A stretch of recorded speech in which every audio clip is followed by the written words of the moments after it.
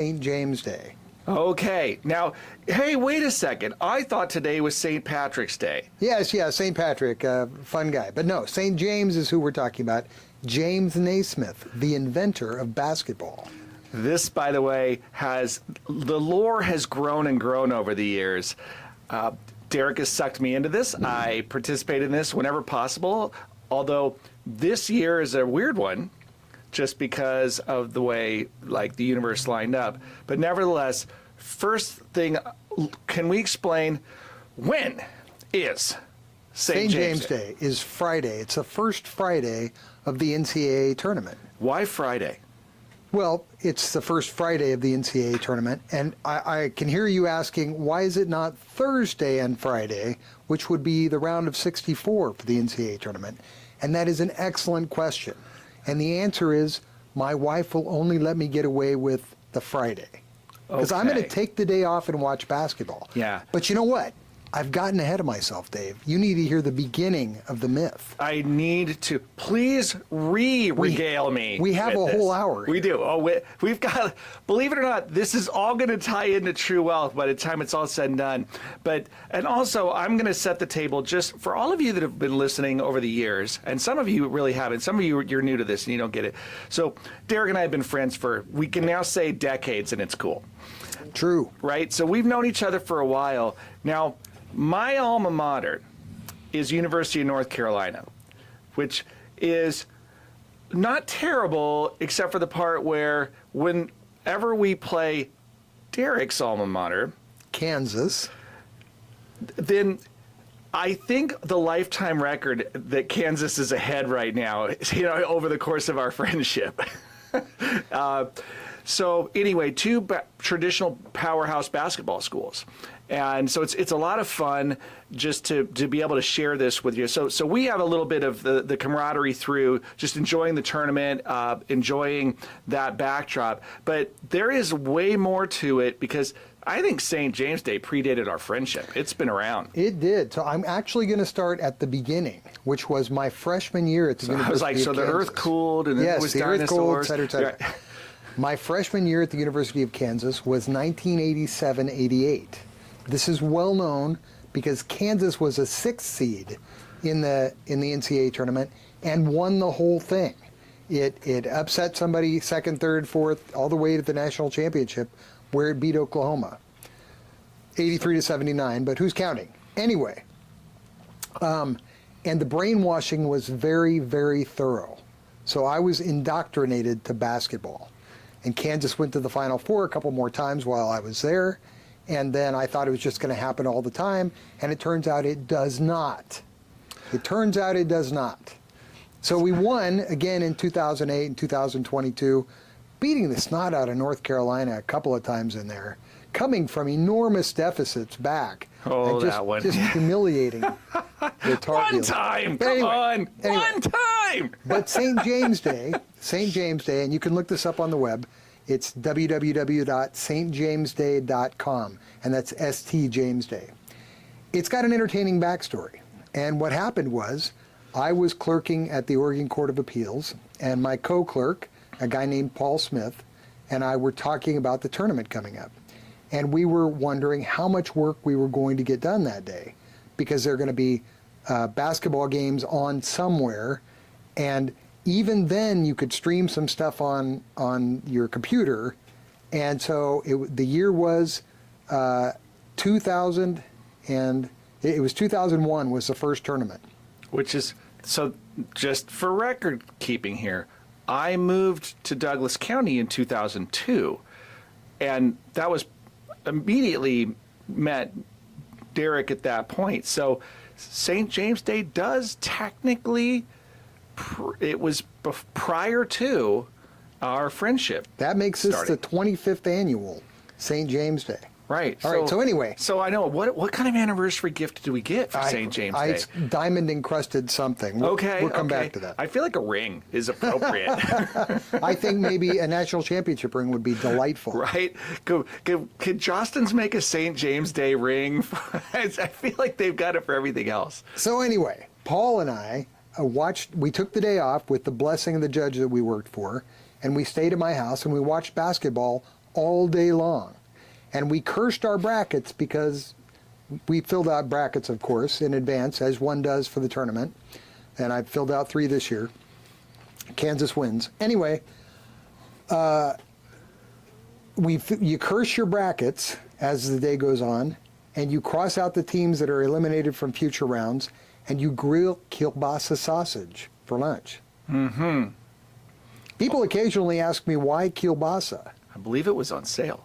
No, it's the third food on the list. You know, Christmas has Easter. Christmas has Easter. Help me out here. Sorry, Christmas has ham. Okay. Thanksgiving has turkey. Turkey. This is kielbasa. Okay, I can go with It's that. the third one on the list. What are you going to do? It's a holy food. Yeah, it makes sense in your own way. It does. But that's all there is to it, is don't pretend to work and instead watch basketball. Actually take the day off and watch basketball. It is a lot of fun to do, by the way. I mean, if you get a group of folks, and the interesting thing about the tournament, the format, there is some downtime in there. You know, there's several games, and you look for the games that are good. Some of them aren't, right? Some of them are blowouts where you go, well, this isn't terribly But interesting. you can flip because there are so many on at the same time. It's true. You really can find a lot. But then there's that lull for some reason right around lunchtime where that's when you can grill the kielbasa. Exactly. Because there's no game starting in between. I'm pretty sure they planned that around our St. James Day celebration. You know, it's just a matter of time. If we get the word out, so everybody listening, you're going to help us with this, right? You got to go to stjamesday.com. What you really should do is start posting this on your social media. So throw it on your X feed or put it on your Facebook post, Instagram it, whatever. But what we should do is start a movement. And the real test would be one day if we can see Derek actually being interviewed by some of the announcers about how St. James Day came to pass. You mean a real radio host? I Dave? mean, like a real, well, maybe one that's not just statewide, right? Oh, yeah, Or not okay. a regional local here, but we'll get you. I could just see the ESPN interview now, which I can also nearly guarantee you that Derek will be wearing some vintage Kansas gear if that were to take place. Absolutely. That's mostly what I wear. So Simmons Law and Kansas is all I've got in my wardrobe. yeah, well, I mean, it's good to know what you're about. So anyway, it's super fun. And if you're wondering to yourselves, like, could we talk for the entire show about this? Well, we could. We could. I brought statistics. I brought lineups. I'm ready to, just go bananas. Yeah, well, yeah, and of course, you follow your school pretty closely. I ended up with, there's a certain amount of hilarity in the world, right? I have 3 daughters, none of whom are terribly interested in basketball. They'll watch it, but they're kind of like, And so you get on the other side of the world, and I have to give you credit. You took the cult and you drafted your family in. I was aided by the fact that my beloved wife also went to Kansas. Yes. And was there for a couple of Final Fours. And so I did not have the same pathway that you did. Right. Now, I will say there have been some neat experiences in my world. My wife's pretty supportive of the fact that, she went to Lewis and Clark, so she didn't have the same kind of Go Pioneer. experience, right? I never shared this with you before, by the way. I had a really similar experience. So I dropped into Carolina. 95-96 was my freshman year. And the 94-95 season was their championship run, I believe, or at least Final Four. I mean, it had been like a big deal. And so I walk into school going like, of course, everybody wins championships, right? It's great. We did have like a Final Four and an Elite Eight appearance, I believe, during my tenure there. And we had a couple of really just amazing games against Duke that resulted in Carolina wins, which everybody that, if you ever heard the rivalry, it is that real. The Duke as a campus is only about 30 miles away. And everybody came to Chapel Hill, where Carolina is, because Durham is not really a town that's going to accommodate a lot of people, and it's just not kind of the college party atmosphere to celebrate. So everybody shows up on Franklin Street in Chapel Hill, and it was it was pandemonium.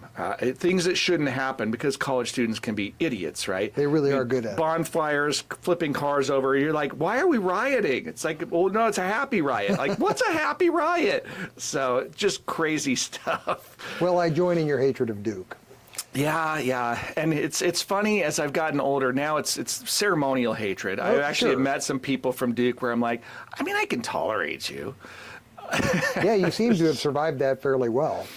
Anyway, it's great fun, but the fun thing about this to me is now how are we going to sort of make this about investing, right? Well, how are we going to make this first, about true wealth? I have two parts. Okay. But first, we probably want to take a break. Yes, I think we do. We're going to take a break. When we come back, here's what I'm going to tell you: sports betting and how it ties in Bom, bom, bom. to investing, not what you think, right? And statistics and all that other fun stuff too, but we got to grab a break first. Stick around. I'm Dave Littlejohn. And Derek Simmons. And you got True Wealth on News Radio 93.9 FM and 1240 KQEN. Cruising. I see you giving me the signal. That's really helpful. Yes, the headphones. That's the signal. Yes, I know it. And we're still live streaming, I hope, and we're catching. Yeah. And we'll see if anybody's gonna pick it up. I see lots of I thumbs up. checked Things. on my phone, and Sarah checked, and it's working. Hey, we'll take it.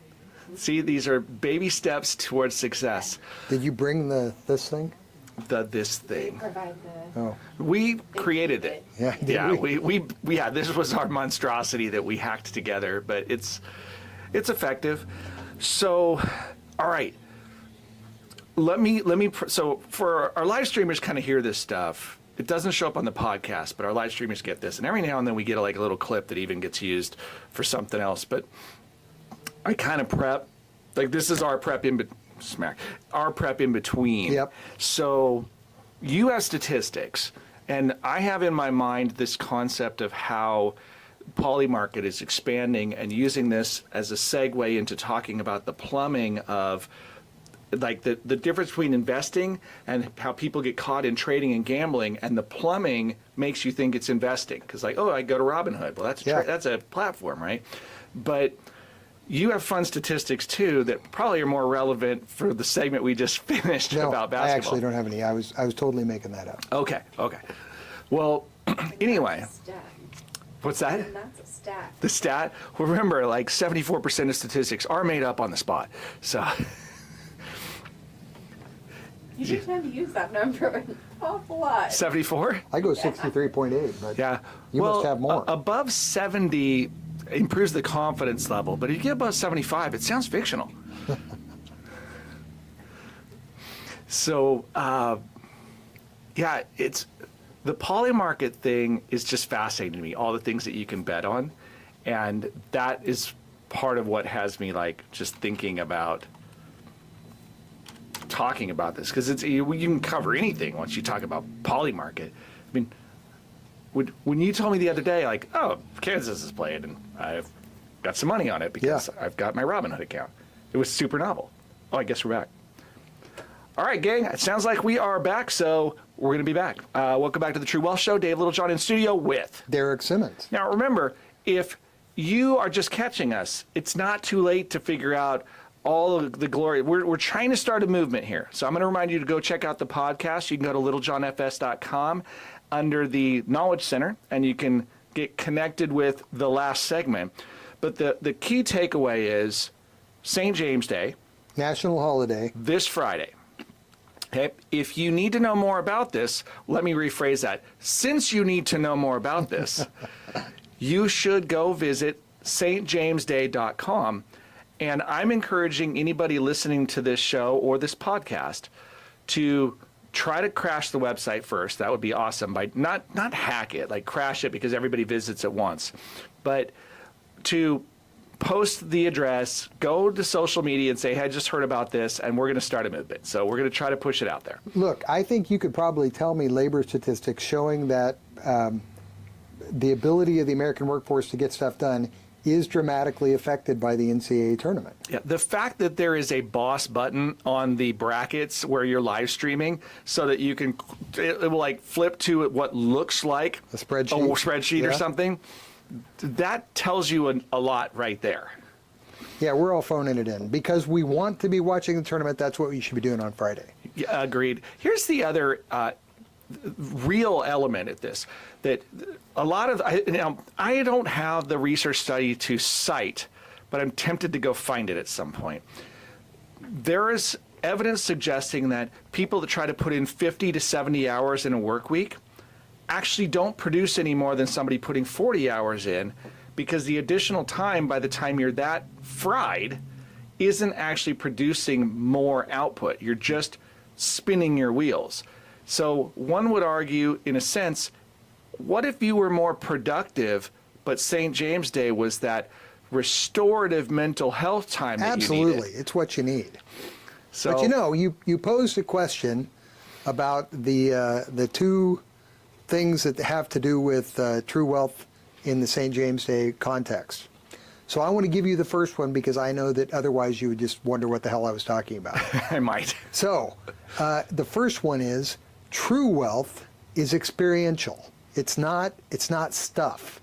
It's not money. It's for money's sake. It's the ability to do something that's fun Super accurate. with people that you enjoy being with. Yes. And that is one of my favorite things about St. James Day. It's never fun by yourself. It's fun with people. Exactly. We talk about true wealth being the relationships you form, the memories that you build, because those are really the only things. If you think about it, that someday we all punch out. If there is another side to this, the only thing going with you would be the memories that you've made, and then the potential to reconnect somewhere else with those relationships. Yeah. And so that's a big deal.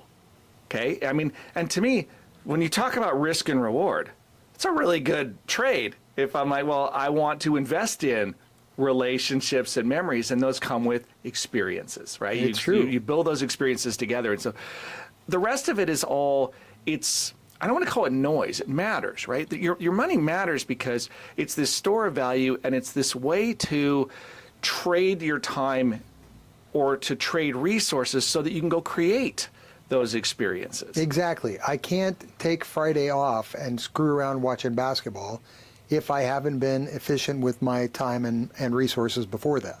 Correct. And so it is relevant in that very, I guess, sort of high level, I mean, I don't know what to call it, but it's sort of a warm and fuzzy version of this is ultimately, in fact, I had a conversation, so Emma's she's in studio with us, but she's not on the microphone, so she's not on camera, right?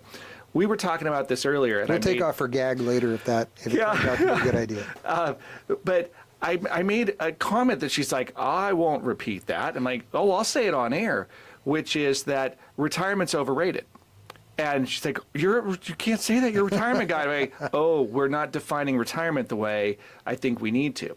Retirement, this idea that you're going to check out from something, that's what retirement's like. Oh, we're going to pull you out of this. I think of that slightly differently, and probably this is what you're thinking.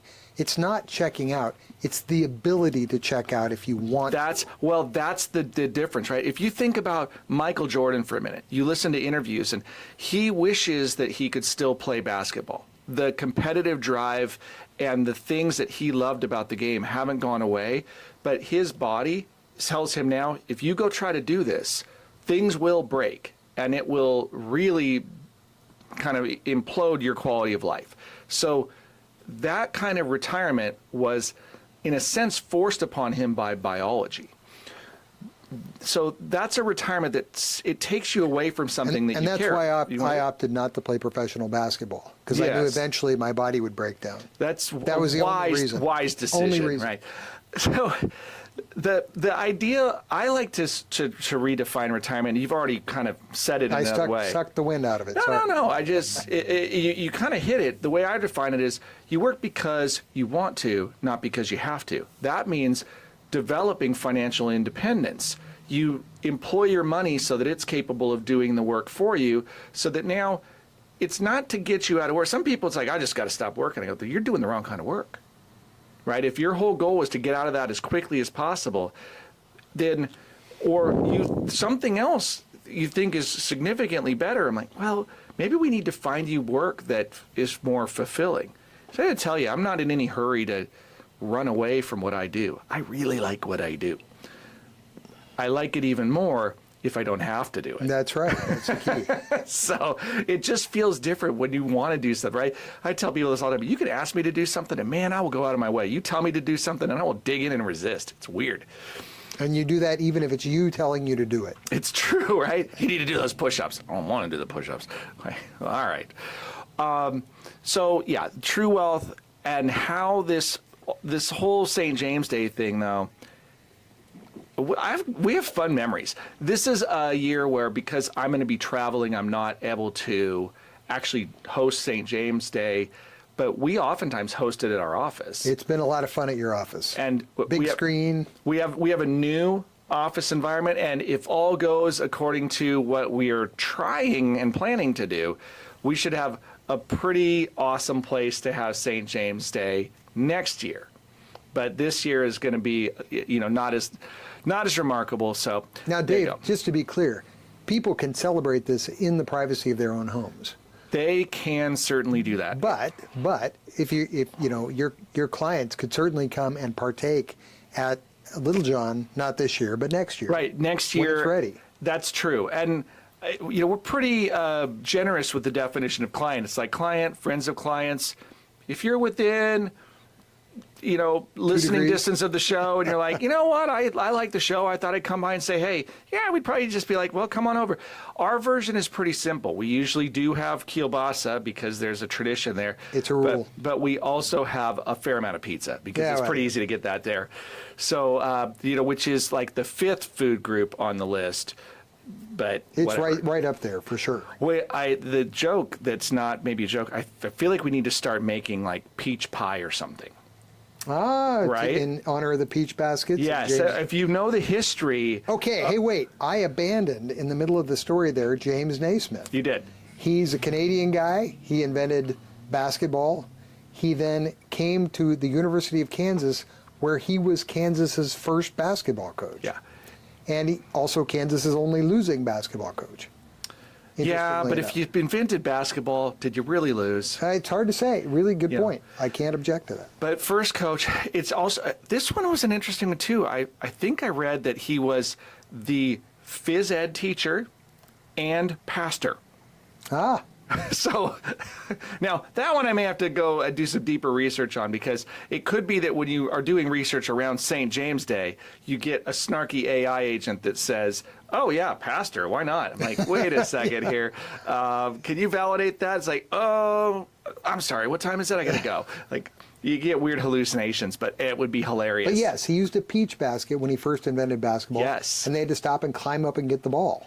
And then some smart guy took the bottom out of the basket. That was helpful. It was. But it still didn't make the swishing noise, so then they had to change to an actual net. Yes, the game was more and more refined, but you are picking up what I'm throwing down here when I was like, well, the peach pie theme would be kind of just a nod to the fact that it was originally peach baskets that they used for the original I baskets. think it's got legs, Dave. I think we So, should do it. Yeah, well, there you go. So now you all have heard it. Now we just have to, amend the menu on the website, and peach sales will go much, much higher, at which point I feel like we're going to, I don't know how to get royalties for that, but we're going to work with it. ordained Presbyterian minister. He really was? Oh, there you go. Oh, that's the best. So there you go. So St. James Day, and he was in fact a minister and the inventor of the game of basketball, the first coach for Kansas, Derek's alma mater. So there you go.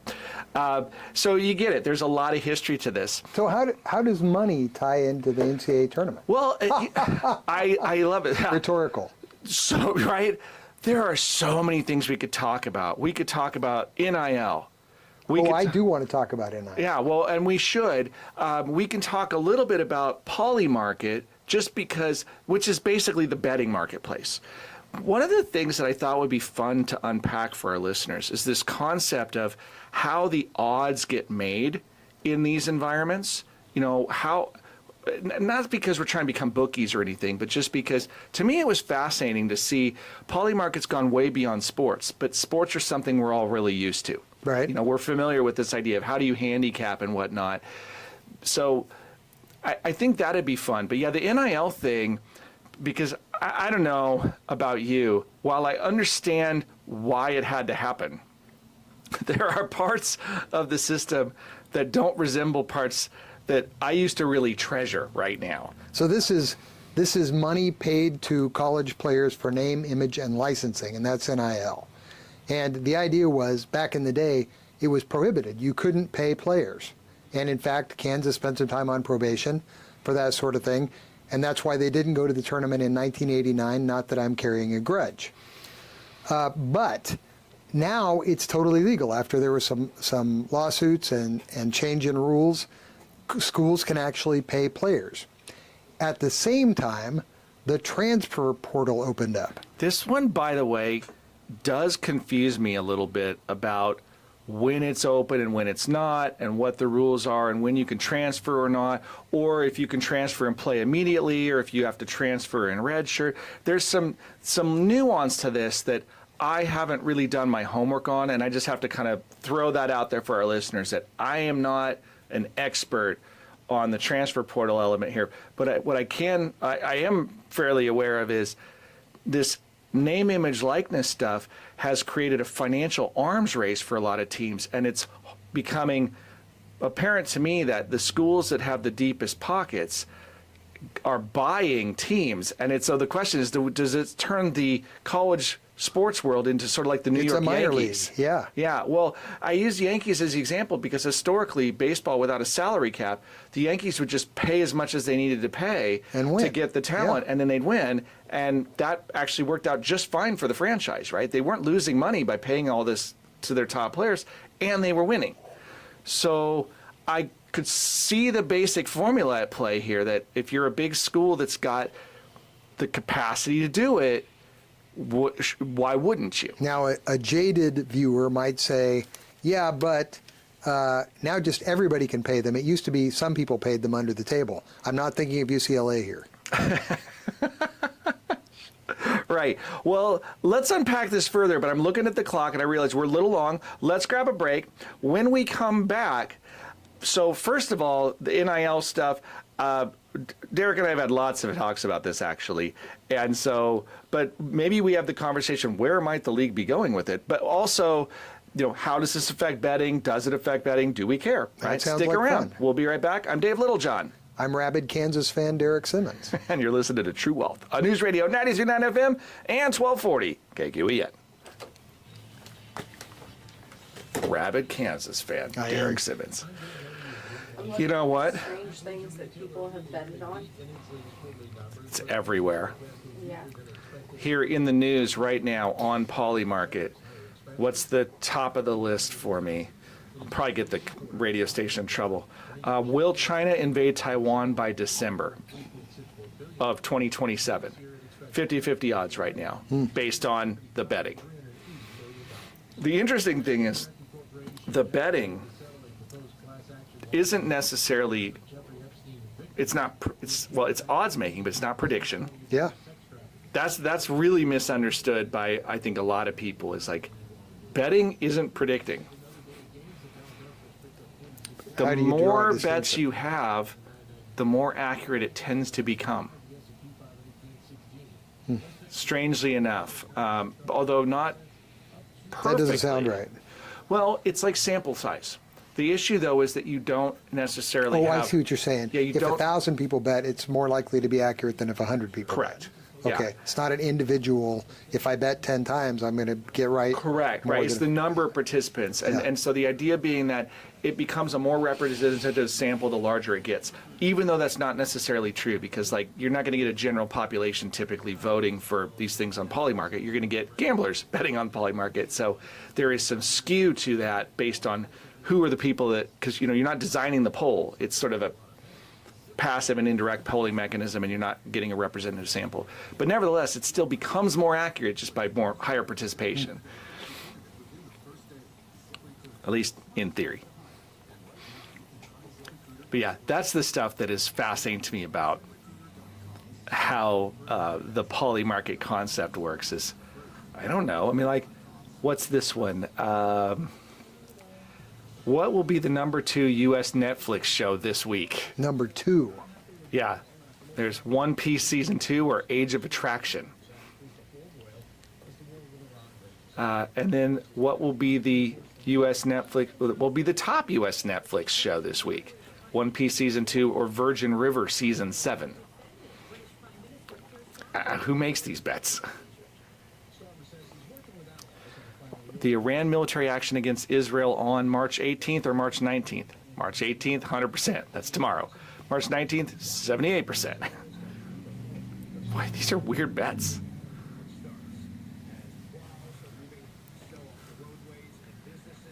You can bet on what Bitcoin is going to, like how much Bitcoin's going to be worth Yep. like 5 minutes from now. Yeah, well, it's a cheaper thing to do than actually. Yeah, so will Bitcoin be up or down 5 minutes from now? Fascinating. Hey, gang, welcome back to the True Wealth Show. Dave Littlejohn in studio with. Derek Simmons. Okay, we are talking all kinds of sports stuff today because of St. James Day. Remember that you should go check this out. Go to stjamesday.com. You're going to learn about this, and then we're encouraging you to tell everyone. It's going to be one day. It's going to be a bright line test of electability for public officials as to whether they have recognized and voted in favor of St. Yes, James. yeah. What do you think is the chance that we can get it formally declared as a holiday for the United States? Oh, it's by the United States. Yeah, like can we get, like It's a the matter of time. Secretary's Day and stuff like that? When can we officially get? It's a matter of time. All right. Well, that's kind of a Warren Buffett way to do it too. It's like, well, if you're going to name a thing, don't name a time. If you're going to name a time, don't name the price. It's like, great. So it doesn't matter of time. It's like, well, how much time? A matter of time. Like, brilliant.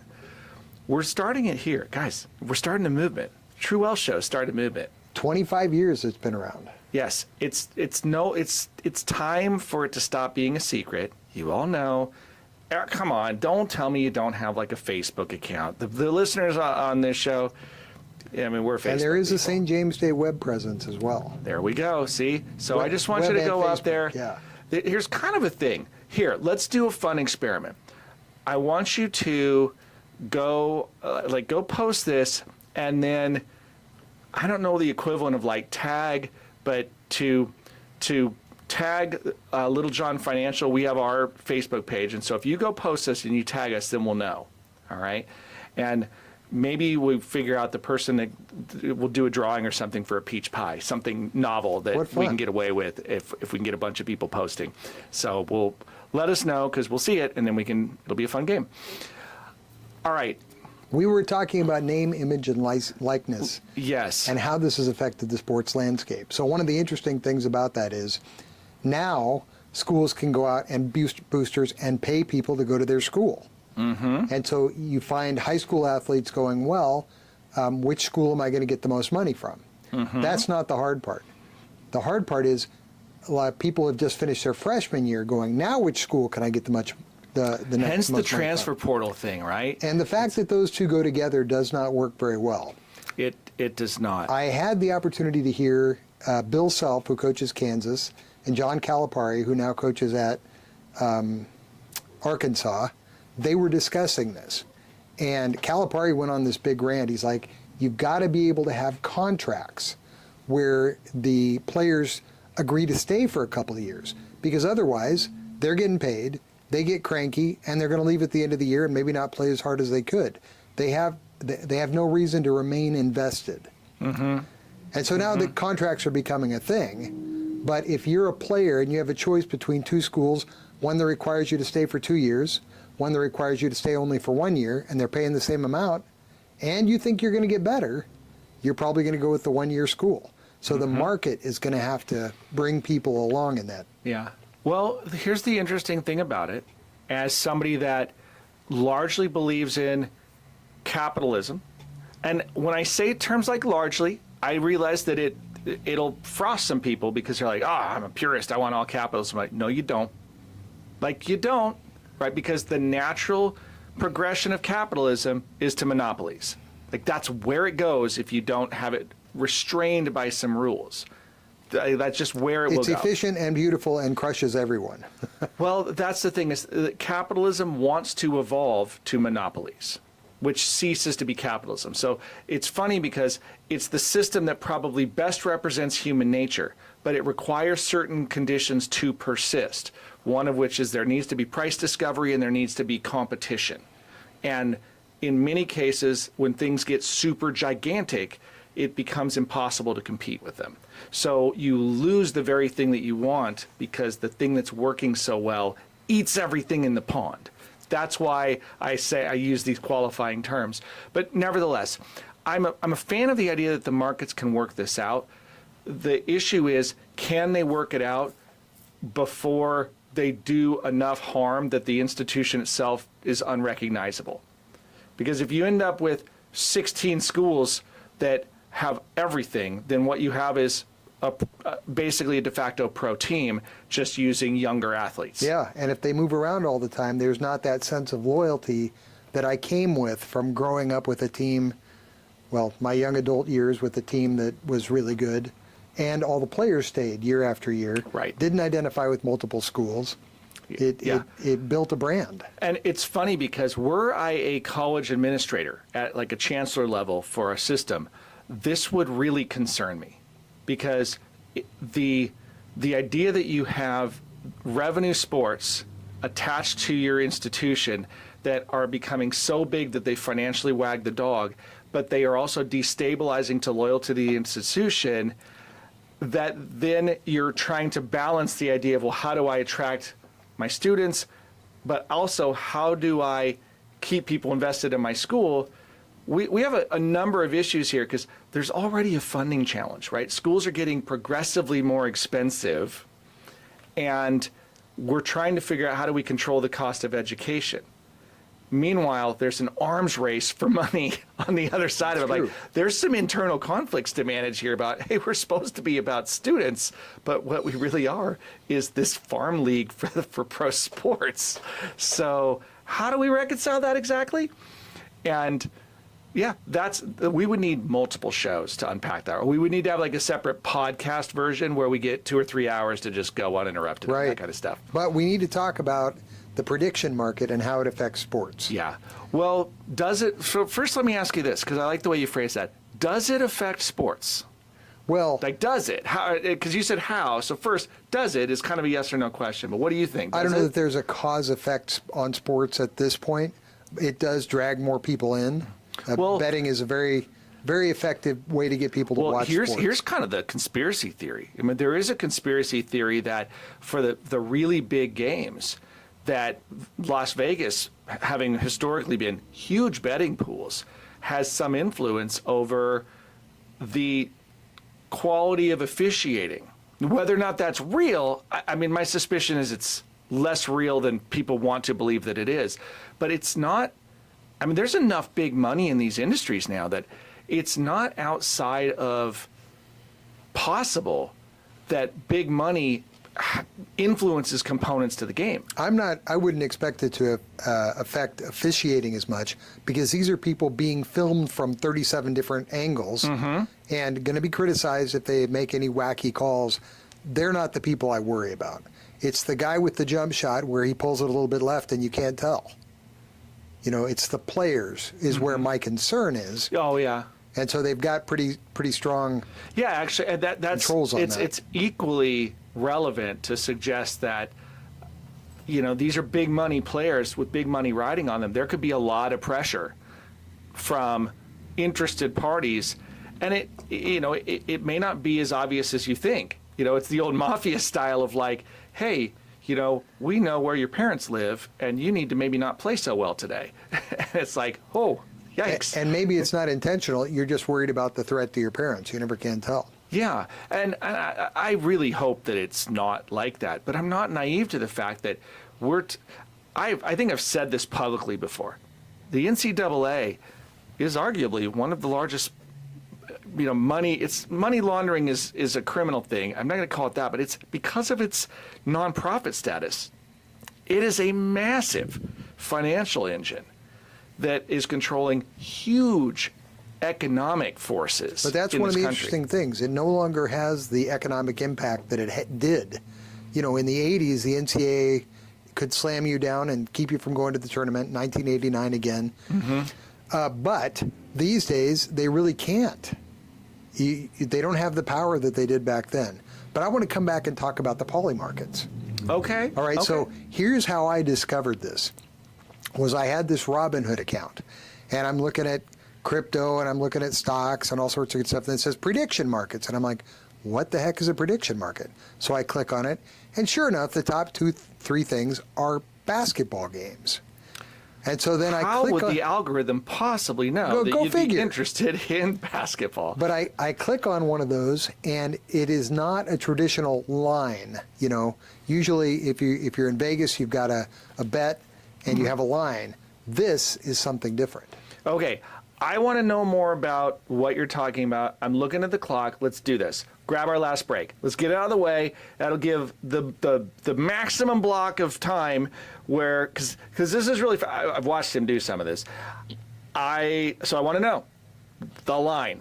When we come back, we're going to figure out what this means. I'm Dave Littlejohn, And Derek Simmons. and you got True Wealth on News Radio 93.9 FM and 1240 KQEN. I wasn't trying to cut you off that quickly, You but did a great it was job. a good deal. I mean, the line is good. Good cliffhanger. Look at that radio guy today. I felt like I was paying attention to that. Incidentally, over the history of all the shows we've done, this ranks very highly in terms of the most natural flow we've ever It's had. true. Like, you're really, I'm excited about these topics. well, and you know them so well. I think you know a lot of the topics better than I do, so I'm happy to just be like, go, man, go. I don't usually interrupt him as often. Usually Dave asks me a lead-in question to which I should know the answer, and then I fumble it for a couple seconds, and then he says, yeah, that's almost it. That's part of it. And what I wanted to get to was, and then he saves us. But not today. Not today. No. And you've met before, though. Oh, yeah. Yeah. Okay. Yeah, We go way back. Of course. Of course. go back 26 years. Weird. You were little. I was like, Yes, you were. It's like, well, how old is Alex now? He is 23. 23. Okay. Be 24 in a month or so. Yeah. Because, I mean, I met you guys. Well, I mean, I met you in 02 because that's when we did Project Leadership. Yeah? So. yeah. And he so- was just born in '02. Yeah. And I used to carry around 8x10 pictures of him and show everybody because he was Aw. really adorable. that's cute. He was well, Alex was great. Derek was our super proud dad. I really was. Am. Yep. Well, I will say, yeah, from an outsider looking in, yeah, I mean, he did what you're supposed to do. His kids are better than he is. So And no doubt. 100%. And Alex is a client. So you guys will, you know. yeah, well, and it turns out this is kind of delightful, by the way. So his daughter and my middle daughter, same age, same class, now in band together and stuff, and they've just kind of become besties lately. So they're hanging out all the time now. That's so fun. It is fun. Here we go. All right, gang, welcome back to the home stretch of the True Wealth Radio Show, where I am joined in studio today by, Derek Simmons, rabid Kansas fan. right, and the best part is you can put the comma on either side of that. Rabid, it could be rabid Kansas fan Derek Simmons or Derek Simmons, comma, rabid I'm easy to get along Kansas with. fan. Yeah, it works both ways. So, hey, you're talking about today. We're talking sports. We started with St. James Day. Remember, post it on your social. Go ahead and tag Little John in the social, and we'll try to track it down. Now we're like figuring out who gets a peach pie. If you don't know what that's all about, you got to listen to the rest of the show and figure it out. So go check out the podcast. But you were talking about Polymarket. And betting. Yeah, well, betting, the sports, big deal. Yeah. Also, how does this sort of connect to money?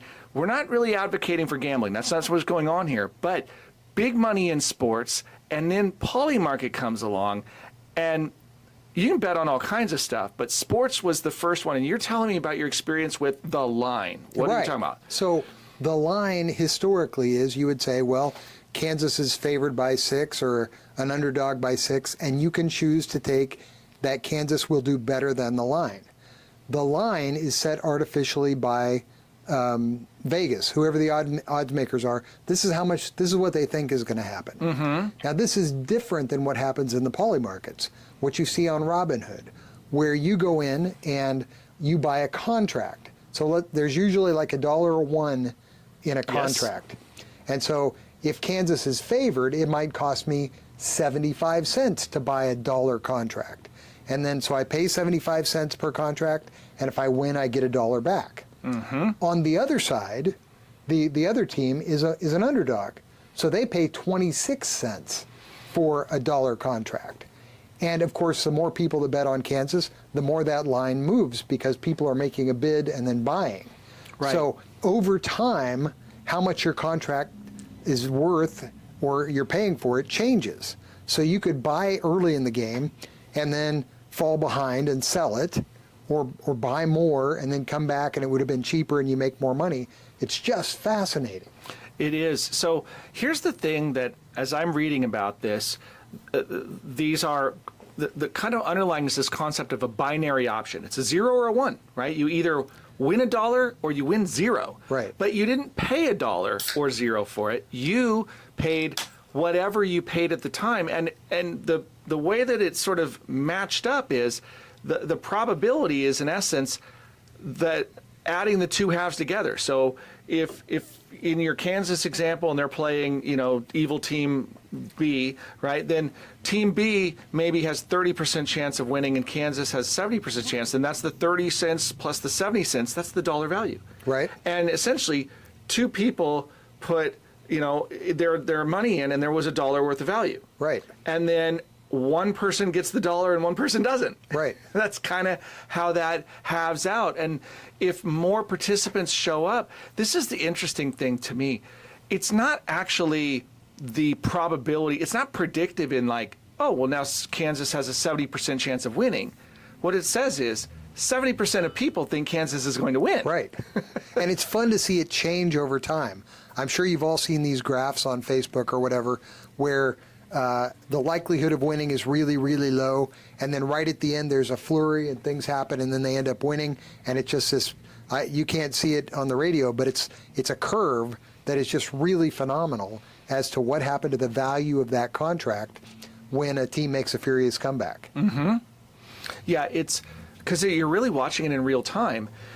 This, by the way, what's interesting about something like a sporting event is it has a specific time that it's going to end. Like there's a point at which we know the game is over and the contract is resolved.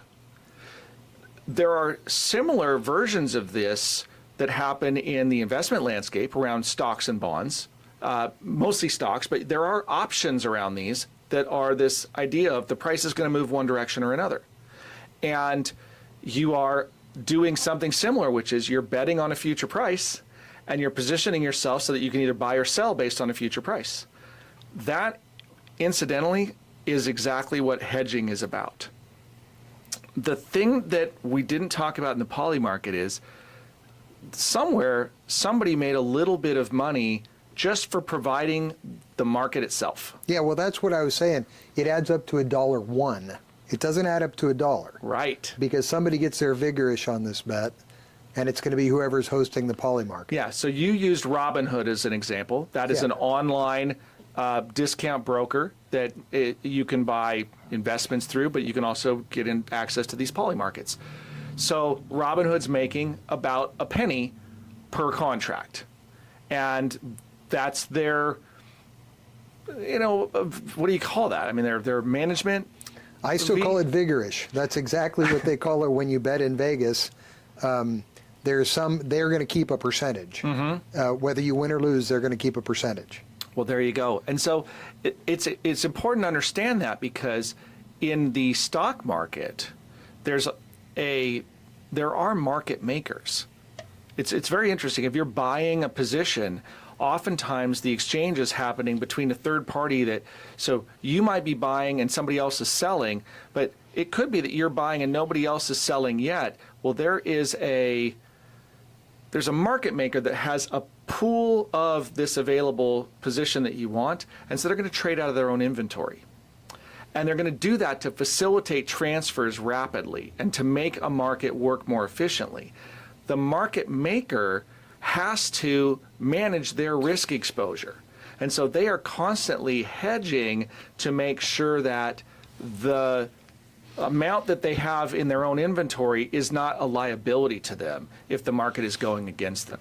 So I think the tie-in between the poly markets and the sports and everything else is this idea that there's underlying plumbing that's being provided for everybody to access these things. And the folks that provided the plumbing do have their ways of making a little bit of profit as they go Every through. time. And Every time. it's fascinating. One of the reasons this came up for me is a conversation I had recently with a client who was discussing the concept of trading. And I described trading as trying to profit off of the mechanics of the market itself more often than not, right? The number of people that happen to be trading at any point in time and how that sort of moves things around. It's like that line that you described at the end of the day or at the end of the game as a furious rally changes the dynamic. Right. That happens in the markets all the time. And so traders are trying to position to take advantage of that. Investors aren't looking at it that way. Investors are looking at it more like, is Kansas going to have a good season, Right. rather than are they going to have a good game? And I think that is relevant too. That everything that we're talking about here reminds us you got to know which game you're playing. And so, That's true. Are you an investor? Are you a trader? Are you a gambler? Right? Because ultimately, poly markets in essence are gambling. Because again, the odds are not predictive. It's just telling you how much you're going to get paid if you're right. Right. So, although the closer you get to expiration on these things, the more predictive they become. True. Right? And also, the more participants in it seems to be that they're a little bit better at predicting when you have broad sampling. But again, they're not predictive. So, when you go see if you can bet on anything in poly markets. So you bet on the future value of Bitcoin. You can bet on geopolitical events, all kinds of stuff. But it's fascinating that's not. But the I odds. don't recommend betting on Kansas, because if you bet on them and you lose, then you're disappointed twice. And if you bet against them, then you forfeit a little bit of your soul. You can't do that. Yeah. So it's really hard. Well, as an investment professional, I don't really recommend gambling, period. So there is that. Anyway, look, as we get to the last few minutes here, I like to do this. We're going to wrap up. Derek, you are, of course, local attorney, help small businesses get entities set up, contracts, estate planning, and so forth. How can people reach you? 541-677-7185 is Simmons Law. Okay, and of course, if you guys want to talk more investment shop, you can welcome to reach out to us, 541-375-0898, but we're out of time. So thanks for tuning in. Until next time. Yay, team. We did it. Boy, that flew by today. Rarely do we have to cut ourselves off, because we're going to run out of time talking about the topic that's grabbed our attention.